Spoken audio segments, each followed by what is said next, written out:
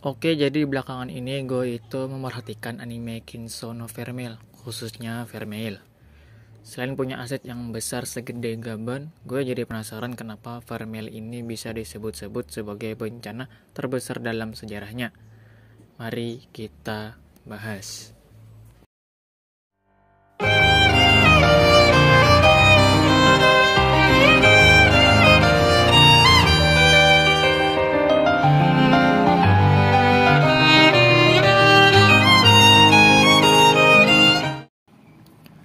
Vermeil, iblis yang disegel dalam buku berabad-abad yang lalu dikatakan sebagai bencana terkuat di dunia.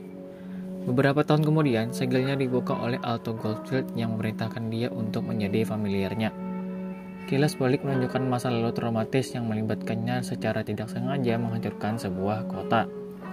Ketika dia disegel oleh Lolita selama Bronze Square Exam Arc, masa lalunya ditunjukkan kepada Alto dengan menggunakan sisa memori dari Fatima.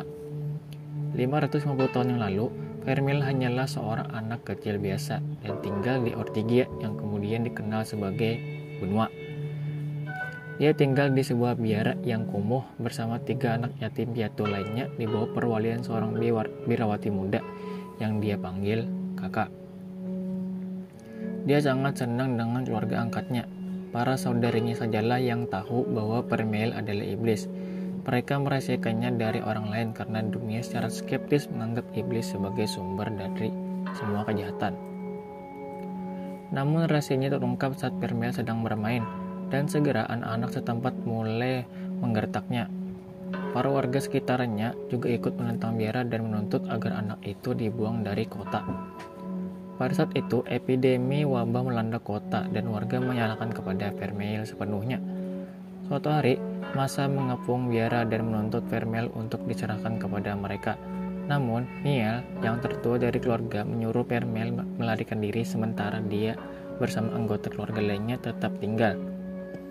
Saat melarikan diri, Vermeil mendengar beberapa orang yang berbicara tentang menyiksa anggota keluarganya. Segera, dia memutuskan untuk menyerahkan diri, sehingga mereka akan mengampuni orang yang dia cintai. Namun ketika dia kembali, dia melihat 4 mayat mereka digantung di pohon.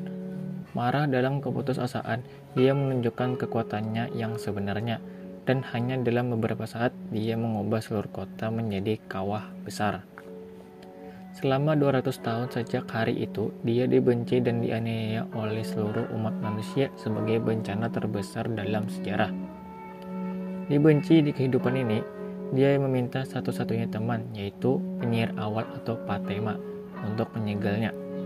Fatima pun menyegalnya, dan Vermeil berharap suatu hari nanti dia akan dibebaskan oleh orang yang akan menerima dan mencintai Vermeil apa adanya, dan orang itu ialah Alto Goldfield. Oke, jadi itulah masa lalu dari Vermeil yang sebenarnya cukup tragis juga kalau dilihat.